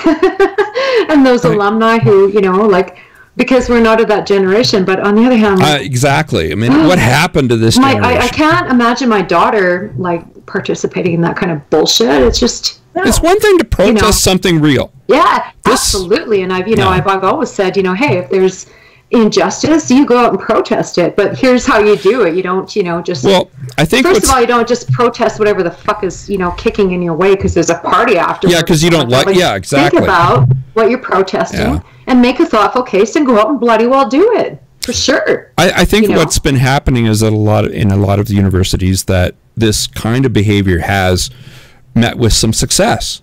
And it's emboldened people to do something. Or passivism, or success, or caving in. Well, that's the same in terms of the outcome. That's the same. That's really the same thing. So it's met with, you know, the caving in of universities, when it should have been stomped on from the beginning. If it had been stomped on from the beginning, things would be okay, I think. But no, university administrations think of students as customers. They don't think of them as students. Yeah, and you know, and there's been a generation of it's been totally different. People who have gotten themselves in positions of power at the university and tenure and that kind of thing. And that's the scary thing. Things to say. Right? These are tomorrow's university administrations. Well, they're today's too. You know. Well, no, it's just going to get worse. Well, I don't know. This might be the turning point where people have just, kind of had enough, right? Oh, I so hope you're right. Incident, but I just don't believe you're right. I wish I totally hope you're right. I just don't believe it. I don't think we've seen the worst. The more it's got to be contended with. It's starting. I mean, University of Chicago. By the way, University of Chicago doesn't receive a penny from the federal government in the United States, and yet they are on the forefront of free speech on campus. Yeah, and it's let's put it this way. I think universities are seeing there's another side to this. It's not just that these students are idiots, because clearly are. Mizzou has seen a 30% drop in enrollment. That's what I'm, saying. These are indications. I wonder what Evergreen is going to be like. Evergreen might be completely depopulated, except for, the absolute fringe. I mean, the beyond the fringe of the fringe of the fringe of the fringe. Mm-hmm. They're nuts. I hope this is a turning point. I hope that more regular people understand. Broader, let's put it that way. What's that? I said the conversation keeps getting broader. When you look at figures like Gadsdad and what's his name, Peterson. I don't necessarily agree with everything they have to say, but they're putting that out there in the public realm and encouraging people to speak out when they see bullshit at academic institutions. So in a case like this, the administration here made it clear. You come to us, you give us a chance to work with you on your demands. Then, if you don't get them met because it's unreasonable or whatever, sure, protest. If we're being unreasonable, protest. If you're being unreasonable, we'll explain why. But you come to us first. Yeah. You ask why things are the way they are. You give us a chance to work with you. But that's not the way the Black Lives Matter model works. It works on hijacking other functions and using those as platforms. It's very effective. There's no question about it. It also needs to be squashed. I'm going to say some aspects of, or some elements of it, because I think overall the movement, when you look back at their demands on the original website and all that kind of stuff, they're reasonable. They can be talked about and that kind of thing, right? Have you looked at the Movement for Black Lives website? I urge you to go to the Movement for Black Lives website. The 1,000 or so demands in there I would say 90% of them are absolutely absurd, and without you can't go through them tonight. Don't even try. Okay. No, but it seems to me there was a website where they were making quite reasonable suggestions for better community policing and all like this taking kind of over stuff policing, right? These are good things. The movement for Black Lives wants to take over policing. They don't want to suggest things. They want to take it over. I think there are elements that want to take it over, but I think there are it's the other umbrella. people who are willing to engage in reasonable conversation. There might be that might be so. It's Yeah. not the leadership. The leadership is in the movement for Black Lives. And if you look at that, if you go the huge number of demands that they have, a lot of them are just plain out, straight up Marxist. It's a joke. I mean, you would think it was a parody. It's really that bad. And some of the demands, like talking about global warming, I'm like, what? What the hell does that have to do with the movement for Black Lives? I don't know, but anyway, it gets some of it is in bizarro land. Most people, and I keep saying this, most people that belong to Black Lives Matter or follow it are perfectly reasonable people. They just do not know what the leadership of Black Lives Matter is up to. Yeah, that's why I don't throw the movement under the bus.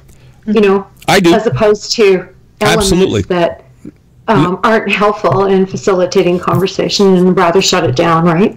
Any of the demands which are reasonable, Black Lives Matter is the movement that you should shun. Like, absolutely. I mean, any movement that reveres a terrorist and a woman who is still on the FBI's 10 most wanted list, I want no part of. I don't care. I think there are just people who want a better life and aren't willing to go quite that route. But that's not the leadership. The leadership is all about power. This is about power, nothing else. It's not about changing things. It's I'll denounce, and I do denounce but I'll them, support others, Yeah, if they have reasonable, and we can argue about those things, but that's a separate issue from Black Lives Matter as the organization. As the organization, without any reservation, I condemn. But as a movement, same with Antifa. I'm not going to condemn them. Yeah, well, it gets a lot of reality wrong. That's the problem. But that's a different conversation. Yeah. And we're already an hour and a half. Have their own nuanced views too. But anyway, Duke University students, grow up. And I'm sure this is only a very small minority. I'm not going to paint the whole student, but the minorities tend to be the loudest. And I so hope these students get suspended. Not expelled. Just not penalized for life, but given some time to think about how they should learn with their political agenda, shall we say. They should be given the opportunity to learn. Yeah, absolutely. I would never, if I was an HR professional, I would not fire anybody for making a mistake, as long as they realized it and could learn from it. If they don't, well, then you toss them because they're idiots. Well, perhaps there ought to be a protest 101 class that people can attend. Oh, don't even go there. No. There's already a degree in according to law versus how you make a fucking asshole of yourself, right? There's already might be useful for some people. I mean, but there's already a degree you can get in social justice, which turns my stomach. I mean, it's just ridiculous.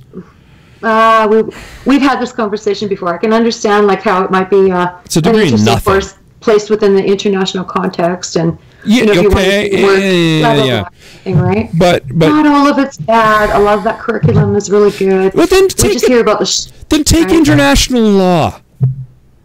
Yeah. Then take international law. Yeah, that's something relevant. Justice includes understanding the UN Declaration of Human Rights. It's just a word. The word social justice has been tarnished in our realm. Just like organic. Yeah, the word organic, it got co-opted. Yeah, I can't see anybody graduating from a social justice degree, none of us doing anything other than flipping burgers. They're trained. Well, they are trained to protest. For the UN or something like that, right? But no, they can't. None of us. Sure, they can. No, they can't. They have no. Social justice has become such a negative word that you're not understanding. It's a deserved. It could be taught properly. It is, right? But that's the thing. Do something real. International law. Do international law. Well, that's I think real. Those courses do. No, they teach you how to protest. That is literally what they do. That's not necessarily true. There are international programs for social justice, and none of us, of the three of us, would disagree with the goals of social justice in those terms. Well, right? I'm not so sure about that anymore. None of us want female genital mutilation. None of us want to see 9-year-olds being married off. A lot of people in social justice do, though. A lot of people in social justice have no problems with female genital mutilations because, that's their culture. Yeah, I know. But, when I say social justice, that's not what I mean. It's like this is broad term that's been demonized, right? Because, like I said, social justice would include things like, abandoned. It's a demonized term. That's why I say regressive instead of anti-SJW, right? I think I'm wondering if it has been tarnished beyond redemption. Well, it's been used as a slur, just like a lot of other words have been too. Well, it's come to be used as a slur, but the reason why it's used as a slur is the problem. Yeah. It's using it as a slur was a symptom. It's not the disease. What social justice to me is a wastebasket. It's a wastebasket category. Things get thrown in it and whatever. And you know what? Some of the things that I push definitely would be considered social justice. I just hate the term. Mm-hmm. I deal with individual because issues. Been tarnished that much, but when I think of social justice, I think of somebody who's interested in fighting for the UN Declaration of Human Rights worldwide, right? Well, freedom of speech, freedom of... You've just excluded 99% of people who are actively involved in social justice because they don't care. In North America. Yeah, well... In the Western world. What else have we got to compare it to? We're talking about North America. There are people who are really enacting social justice, like ex-Muslims, and look at Mariam Namazi and who's not in North America, and Majid Nawaz, and not in North America. People, right? Yeah, I'm talking about here. I'm talking about here because that's all I can talk about.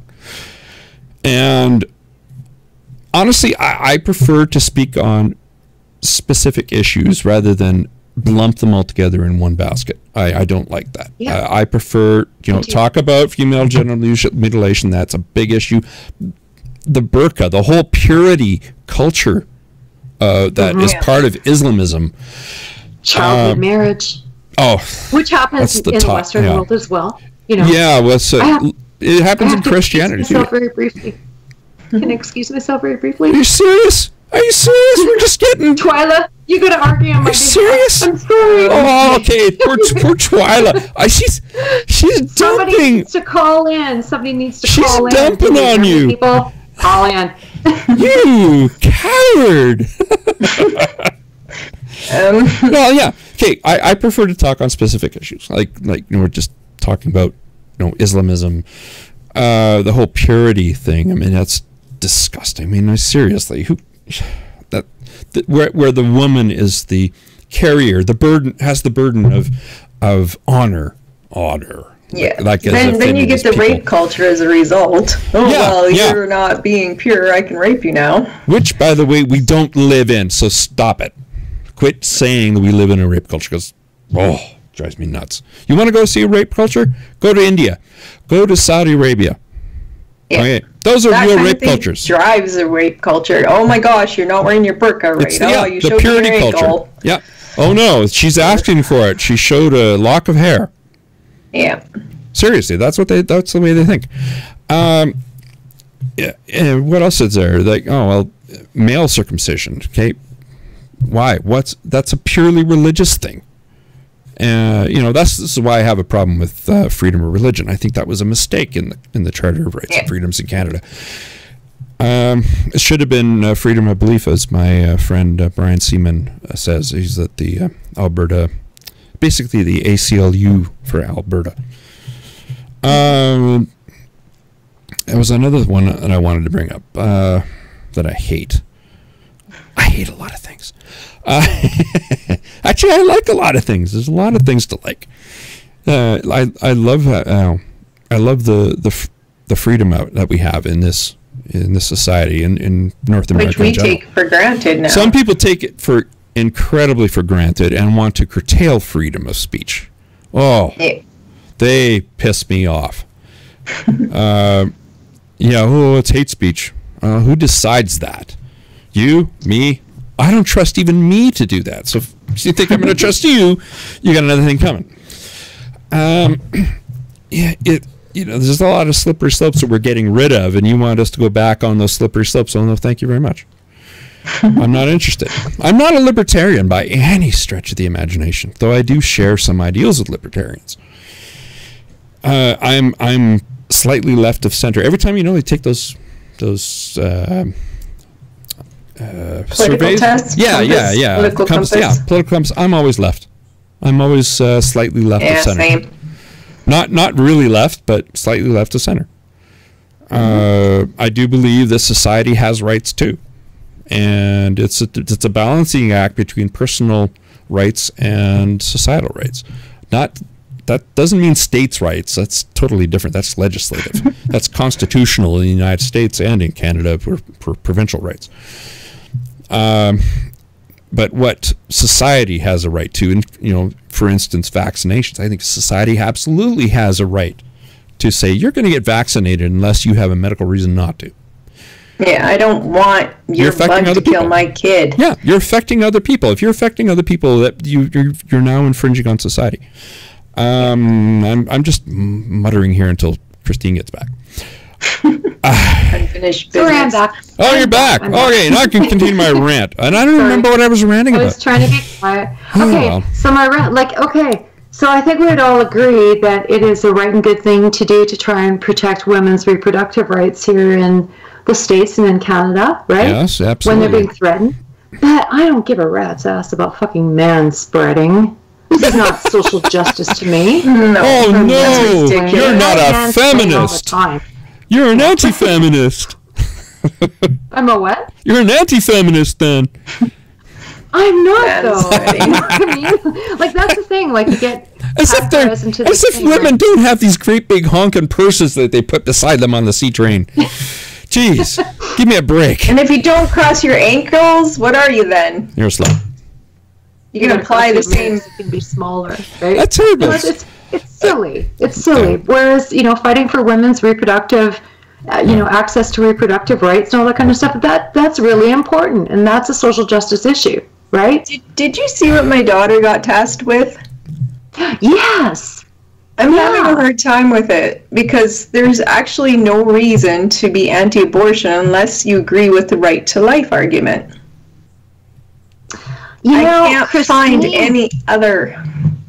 Christine, I think, put forward some really, I don't agree with her, but she put forward some very secular, great suggestions that would probably help reduce abortion. But not eliminate it. Right? Not eliminate it. To make it illegal, though. What reason I don't make it illegal? What if you just don't want children? I guess adoption. What if you just don't want But we children? can't come up with the one key reason why it should be illegal. Pregnancy is a condition. Okay, that's all it is. It's a condition. Well, not really. It's a normal, natural. So's cancer. It's just normal. Huh? So's cancer.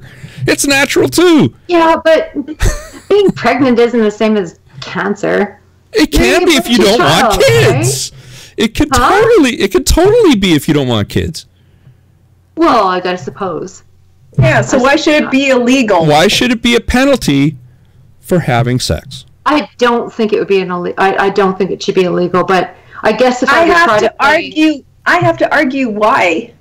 Why what? I think the only why the cons if I had to argue that, because again, I can't really argue it either, but I think Christine put forth some very lucid. Yeah, we're gonna talk about those things. You can do all of that, and it still would not make abortion. What is the main con? What is the main con? Why should abortion be illegal? Why? Well, I don't think it should be. Yeah. So, but I have to argue this. I have to. Oh, you're on a con for some. She was assigned. She picked the topic, but she was assigned the side. We have to come up with a reason. Okay. Well, if she's just screwed. meant to treat one side, she's just meant to treat one side, or is she supposed to give both arguments? No, she has one side. Just cons of legalized. I've done that. It's fun. It's fun. A con. What is wrong with legalized abortion? Well, I think all you'd have to do is just go to those pro-life, resources, and if she's meant to argue both sides, that would be a much more robust and meaningful exercise. But if she's only meant to argue one side, then it seems to me like 6 probably minutes. There is no cogent argument, she's debating, right? Yeah. No, she's putting her points forward in her own little 6-minute spiel, and then the other side does theirs. But there's actually no debate. Well, that's a it does that's sound a formal like a debating debate. kind of it's preparation to debate. Well, no, but if you're presenting pro and con separately, that's still a debate. It's just not an interactive one. It's just not an actual two people up there, or one group arguing with another group. Yeah, but my first understanding was that when I read your posting, I thought they had to present kind of both sides. But if she's forced to present one, then she has no choice but to appeal to the bullshit argument. Well, yeah, because there's no cogent argument. That's the reason it should be illegal. That's why if there was a cogent argument for making abortion illegal, I would actually be pushing to make abortion illegal. Yeah, there is none. So so recognize that all you're left with is the rest, which is, you know what? It's just an assignment. It's fluff. Yeah. Yeah. Just use their fluff. It's all over the internet. Because the fluff is the right to life. There you go. Yeah, you're done. You're finished. So, I think the idea here is for the kids to have to look at both sides of an issue, and especially if you're forced into the side that you don't agree with, then you have to consider the other side's arguments. And that's pretty much you have to fairly present the con. And she doesn't want to talk about religion. You don't have to. Well, that's why I'm thinking Christine is not a bad resource here. Yeah. Go to the humanist anti-abortion, there is a website, and they use that right to life argument, the humanists. It has, the thing is you have to start from premises that I don't accept. So, to get the, when does life begins start? At conception. So we're going to go, I don't care. That's irrelevant. That's an irrelevant, but it doesn't help you. So we're going to say the kid doesn't have a right to life till it implants. So we're going to prevent implantation. I would say, to my mind, suffering is kind of my limit, right? Like, obviously, when, if you're carrying an 8.5-month-old baby, that is probably not a case for abortion. And our ethics boards don't permit that, obviously, right? And that's what we're going to go through, too. Well, but... And I do also know that when we don't know when a fetus can feel pain, so they will err on the side of caution by anesthetizing that fetus before they actually abort it, right? So there's kindness around where, like I said, suffering is kind of that point for me. Yeah, and we're not going to argue that you're hurting. We're not even going to argue the pain part. It's good. We're going to focus on prevention and alternatives. So we're not even going to say. We're just going to say abortion happens. Abortion is termination of pregnancy. Pregnancy is when there's an implantation. Mm-hmm. So we're not even going to argue that. It's illegal. Up to that implantation point, it's not. You can use the IUD, you can use a morning after pill, but after that, it's illegal. Well, if you have to play devil's advocate, that's probably the way you can best do it, right? Just present the arguments, the ones that you feel are the best arguments, such as they are. They're all terrible, but anyway. Right to life after implantation. Right to life. No termination of pregnancy. Yeah. that's where we draw the line. Anyways. Yeah. Well, we've gone on for an hour and 3/4. We've rambled on. That's a good exercise. It is. It's very interesting. But my daughter's getting all eked out about the everything. She's got to fill 6 minutes, and she's like, no. She swears she can't do it now, and now 6 minutes? I had to call her. That's well, like I'll tell nothing. you what you can do for the first minute is say, I don't agree with the opinion I'm about to present. You're allowed. But because, well, there you go. Yeah. Yep, they're allowed but to here's say. my best shot, right? Mm-hmm. Yeah. Is that really? Then you're maybe saying that you're not going to treat our side fairly. Right. Yeah, fairly represent that any side. debating club makes you take a side, whether you want to take that side exactly, or not. but right? Yeah. But our teacher did say, just to put the kids at ease, they could say, I don't agree with this, but this is what I... Okay, fine, that's fine, but I wouldn't do it. But I wouldn't do it either, but the kids are kind of freaking out. Back in 1980, I was in Ottawa doing a debate, and it was on whether or not we should have a Charter of Rights and Freedoms. I took the con. Yeah, that would be a tough one. It was damn tough. Because but if it's assigned to you, what the fuck? You have to do it, right? Yeah, exactly. And that's what I did. I took the con, and there you go. And I did a damn good job, I kind of like your daughter's teacher. But how old's your daughter? What grade? Grade 10. And they chose the topic. They said the other topics were boring. And I'm like laughing at her now. Well, look what you did. Yeah, no kidding. Well, you asked for it. It's a really interesting, provocative topic, and good for her. She'll get a lot out of this assignment. But she's found out the things she has to argue, and she doesn't like it anymore. So that's irrelevant. The fact that she doesn't like it is even more beneficial to her, right? Absolutely. As a person, no problem. Yeah. Well, we've even found stats. And we even found an argument for porn. Not child porn, but for porn. In societies where it was banned and then it was legalized, they found like rape cases went down by like half. So we got stats. But she doesn't want to talk about that. Well, this is a life lesson. Childbirth has been curbed in certain Asian countries. People just aren't interested in having sex. They've got dolls. They've got all kinds of, especially things that they can access on their own. She's having a hard time talking about masturbation and. Oh, I can. But you have to. Like, that's an argument for prevention, though. Fine, well, but this that's is exactly what Christine says. When she goes to conferences, she's handing out condoms and advocating for masturbation. And that's fine. That's fine. That does not remove the need for abortion. No, we're all on the same page here. I know. If you're assigned to argue against it, I think that's valid. This is a life lesson. There are a lot of things that we have to do in life which we don't agree with. Yeah. That's true. That's the way life is. Life doesn't go the way we want it to. Yep. And it's a good thing, too. As much as we talk snowflakes who don't want to be taught certain things, I think your daughter's got an awesome opportunity here to have to contemplate something that she thinks is bullshit. And it's obviously good for her. Reinforce bullshit in her mind, right? No, this bullshit. I don't know if I thought the same way when I was that age. Getting old is making me, I don't know, is it wiser or... Probably. More dug in your own ways. Yeah, that's more probably the accurate. I don't care how old you are. Contemplating both, in many cases, all sides of an issue is always a good exercise. Well, and how are you going to argue against something you don't understand their points? You need their points to be able to argue them. So. Well, like I said, you have to start from premises which you may not hold yourself. So those arguments extend from premises which you just have to accept them as true. And then from there, everything follows. Why they accept them as true, I don't know. Exercise in logic. Yes. And it is a law class, so this makes sense. Yeah, that's good. Yeah, oh my goodness, yes. Yeah. Anyway, no one's phoned, so, you ingrates, you.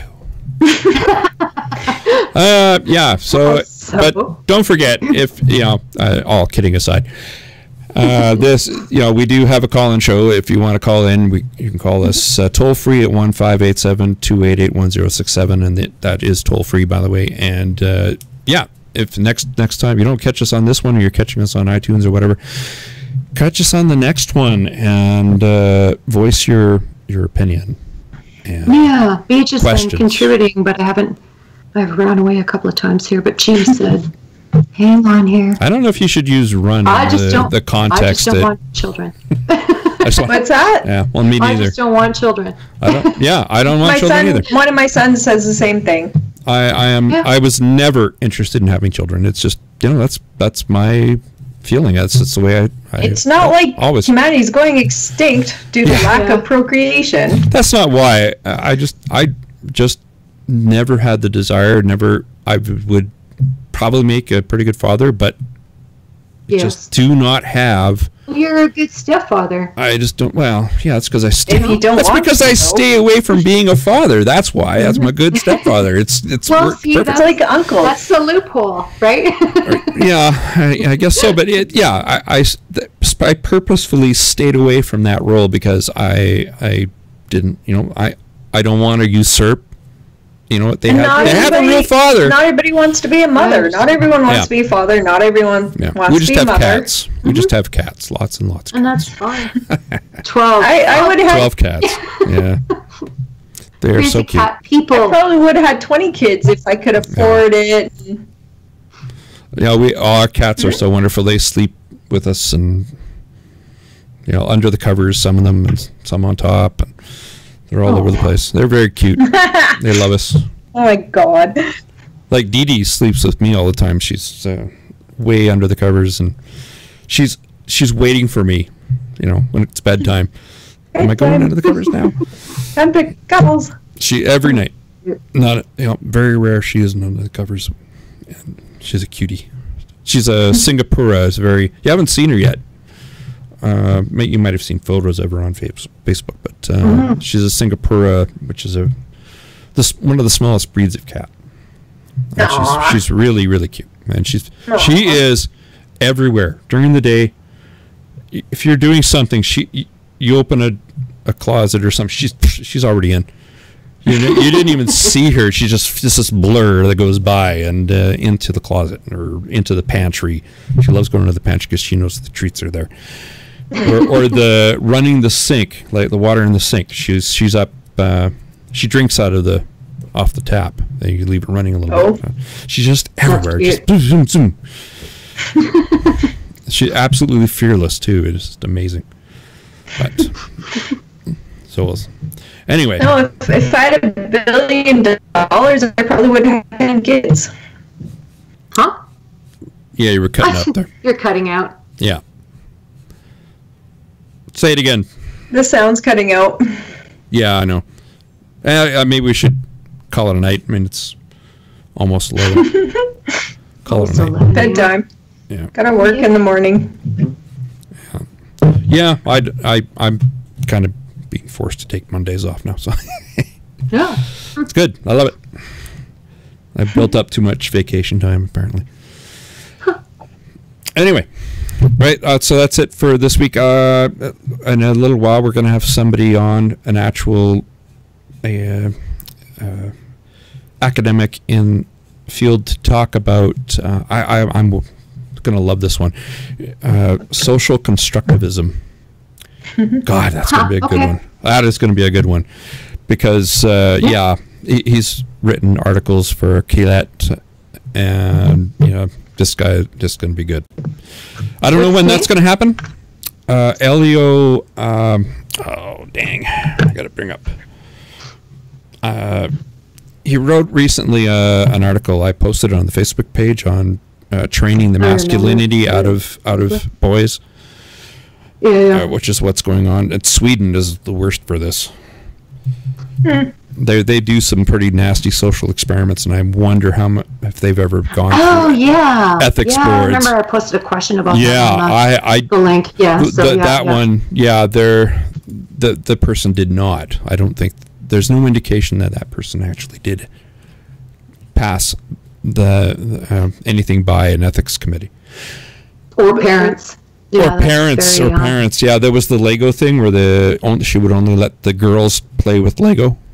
Mm-hmm. So she got money from the school board to buy Lego sets, but wouldn't let the boys play because she wanted only the girls to play. Like, what the hell? You want to breed Resentment. Yeah. Yeah. Good job. I'd be pretty pissed off too. I like Lego. Yeah. Especially with that age. Yeah. I still like Lego. I have a model I built a couple of months ago of the Saturn V rocket, which is one of the most amazing models. My brother got one too. It's huge. It's 3 feet tall, and it actually goes. You can actually put it into segments like the stages.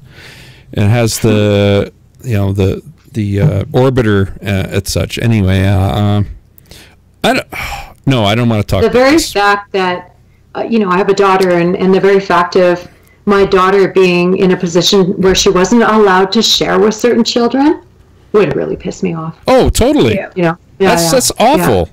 Yeah. What are you sending? What message are you sending? Yeah. Anyway, we'll talk about that. We'll talk about that for sure with it's Elio Martino. We haven't booked a date for it yet, but he's agreed to come on, and I'm really looking forward to this because he has his own podcast, by the way. I'll have to find out the name of it. And and I guess we should plug the Alberta Secular Conference here in Calgary. Yeah, which is coming up. Oh yeah, it's in May. Yeah, May. I think it's Mother's Day weekend, but I'm not positive. Pretty sure it is. So take your mother. But maybe. There you go. Take your mother to the Secular Conference. Yeah, for sure. Yeah, it's here in town, and yeah. My mom will just start arguing with people, just like I do. So. And if you have not bought your tickets yet, if I can take my mom or my dad, but if I take them both, they'll start arguing on the same point as each other and disagreeing on shit they agree with, right? And we'll actually all three of us will do that because that's how family is. Okay? Yeah. Awesome. and don't forget that later this year is the Dawkins and Porco talk. October. And you can get Pangburn is putting it on. You can get it at the Arts Commons. You have to register for it. That's just the worst. Phone. Don't do the online thing. Phone. For the love of God, for your sanity, phone and get a ticket. Don't do it online. I just about blew a gasket. That was so frustrating. With our new group, the what are we called again? Calgary Atheist Society, ASC, Atheist Society of Calgary. There just might be an event upcoming where there might be 2 to be raffled off, or one is door prizes, or auctioned or something like that. So just saying. Those are. You have news of this, or I take it? I'm just saying. Yeah. Talk to Helen. Yeah. Right. There's been a contribution from Pangburn himself, a donation for 2 tickets for a fundraising opportunity for us here at. That's nice of him. I love Pangburn. That's awesome. You. Pangburn puts a Wow, he's amazing events I've seen so far exactly. with that. Yeah.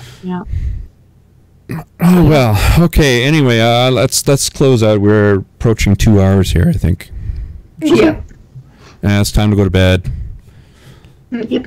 Yeah. Okay. Okay. Good night, everybody. Good night, everybody. Good night. For joining us. You've been listening to the Legion of Reason Diversion, coming to you from Alberta, Canada. If you enjoyed this episode, consider subscribing to our bi-weekly podcast on iTunes and other podcatchers. Even better, subscribe to our YouTube live sessions where you can join in on the discussion. Thanks for giving us a listen.